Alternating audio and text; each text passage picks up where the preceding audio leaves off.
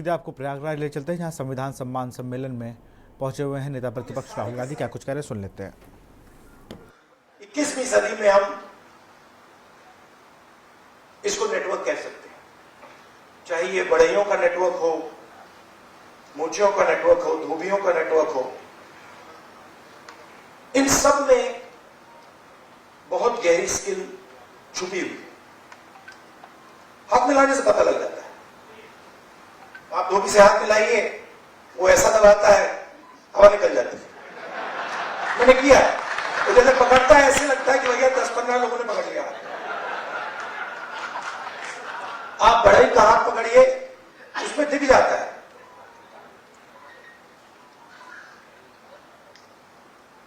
और फिर मैंने मोची भाई से बात की, और मैं जो सिस्टम में काम करते हैं उनसे भी बात करता हूं, तो मुझे अंदर से दिखता है, बाहर से भी दिखता है। तो फिर जब मैं उनके साथ बैठा था, मुझे एक बात याद आई। यूपीए की सरकार थी और स्किल डेवलपमेंट मिशन यूपीए के सरकार ने शुरू किया। मतलब उसमें एक नए व्यक्ति को चीफ बना, और उन्होंने मुझसे टाइम मांगा, तो मैंने कहा मिल लेता हूं। तो आए, टाटा कंपनी के लिए काम करते थे, आए बैठे, और उन्होंने मुझे, इंजीनियर थे शायद, उन्होंने मुझे हिंदुस्तान की जो स्किल डेवलपमेंट है उसके बारे में उन्होंने बोला। मैं सुना, आधा घंटा बोले कि हम आईटीआई बनाएंगे, आईटीआई में लोगों को ट्रेनर बनाएंगे। ये पूरा उन्होंने डिस्कशन किया, मैं सुन रहा था। और फिर मैंने उनसे सवाल पूछा। मैंने कहा, देखिए आप आईटीआई में ट्रेनर लाते हो, वो बढ़ई को कारपेंट्री सिखाता है, प्लम्बर बनाता है, मगर आपने एक बात कभी सोची? कहते क्या? कि आप कह रहे हो स्किल डेवलपमेंट, मगर हिंदुस्तान में स्किल की तो कोई कमी नहीं है। मतलब आप आईटीआई में बढ़ई तैयार कर रहे हो, मगर हिंदुस्तान में लाखों बढ़ई हैं, उनसे आप क्यों नहीं ट्रेनिंग कराते?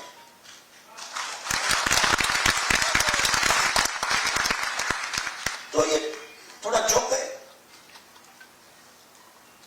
मतलब मैंने कहा, मतलब बता देता हूं। मान लीजिए आपको नाइट ट्रेन करने हैं, आप सर्टिफिकेशन सेंटर खोल दीजिए। हर डिस्ट्रिक्ट में आप एक सर्टिफिकेशन सेंटर खोल दीजिए,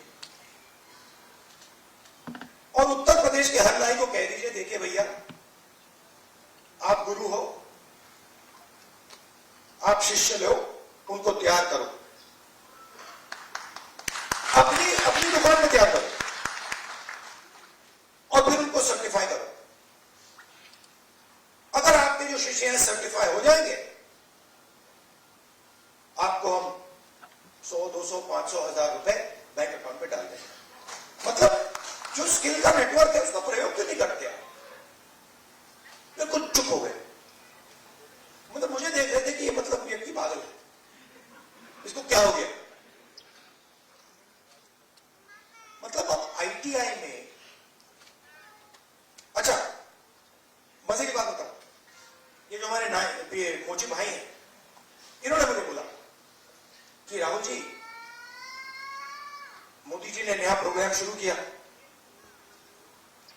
मुझे वहां बुलाया, मैं गया,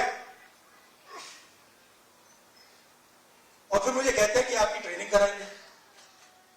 राहुल जी, मैं तो 40 साल से मोची का काम कर रहा हूं।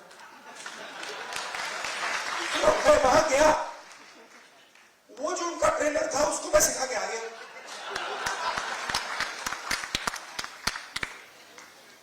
तो बात क्या है? चाहे नाई हो, बढ़ई हो, प्लम्बर हो, धोबी हो, मोची हो, किसान हो, नॉलेज इनके हाथ में है। मगर सिस्टम इनसे कोई बात ही नहीं करता। सिस्टम दूसरे डायरेक्शन पे चल रहा है। आपने आईटीआई बना दी, हमारी सरकार ने बनाई, मगर उसका जो नॉलेज सिस्टम है उसका कोई कनेक्शन ही नहीं है। तो मैंने उनसे कहा, देखो मैं आपको बताता हूं, अगर आपने नाइट ट्रेन करने हैं, मान लो आपने हिंदुस्तान में 10 लाख नाइट ट्रेन करने हैं, आप हिंदुस्तान के नाइयों को पकड़ो और कहो भैया आप ट्रेन करो। 6 महीने में 10 लाख नाई आपके सामने आ जाएंगे और कोई ज्यादा पैसा भी नहीं लगेगा मगरना। तो हो क्या रहा है?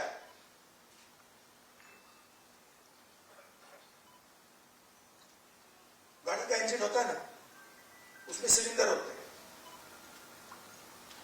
मोटरसाइकिल में कभी 1 सिलेंडर होता है, 2 सिलेंडर की होती है, ट्रक 8 सिलेंडर की, 10 सिलेंडर की होती है। हिंदुस्तान में मान लो हिंदुस्तान के इंजन में 10 सिलेंडर है, काम सिर्फ 1 सिलेंडर कर रहा है। मतलब 90% लोग बाहर बैठे हुए हैं और देख रहे हैं, और उनके सिस्टम में कोई भागीदारी नहीं। उनके सिलेंडर में ना पेट्रोल मिलता है, ना मेंटेनेंस होती है, ना कोई चेकिंग होती है। 1 सिलेंडर छोटा सा टक टक टक टक टक टक टक चल रहा है। कह रहे भैया दुनिया में, और कहते भैया सुपर पावर बन जाएगा। कैसे सुपर पावर बन जाएगा? 90% लोग सिस्टम के बाहर बैठे हुए हैं।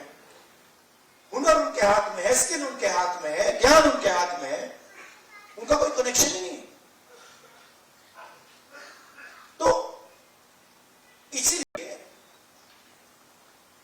हमने जाति जनगणना की बात उठाई और थोड़ा कंफ्यूजन है। देखिए, बीजेपी के लोग कह रहे हैं कि भैया देखो हम जाति जनगणना करेंगे, उसमें ओबीसी का सेक्शन दे देंगे। जाति जनगणना सबसे पहले सिर्फ वहां ओबीसी लिखना का कोई मतलब नहीं। अलग कम्युनिटीज हैं, हम हर कम्युनिटी की लिस्ट चाहते हैं। पहली बात। दूसरी बात, हमारे लिए ये सिर्फ सेंसस नहीं है, हमारे लिए ये पॉलिसी मेकिंग का फाउंडेशन है, मतलब नींव है। और हम सिर्फ जाति जनगणना की बात नहीं कर रहे हैं। मैं यहां क्लियरली कहना चाहता हूं, जाति जनगणना से सिर्फ आबादी पता लगेगी, वो बहुत जरूरी कदम है, क्योंकि भागीदारी से पहले आबादी के बारे में पता होना पड़ेगा, क्योंकि भागीदारी तक हम बिना आबादी के तो पहुंच ही नहीं सकते। मगर आबादी लास्ट कदम नहीं है। आप ये मत सोचिए कि आइडिया ये है कि भैया जाति जनगणना हो गई, उसमें सबकी गिनती हो गई और बात वहां खत्म हो जाएगी। नहीं, ये मेरा विजन नहीं है, ये पहला कदम है। मेरा विजन है कि हिंदुस्तान में धन किस प्रकार से बांटा जा रहा है।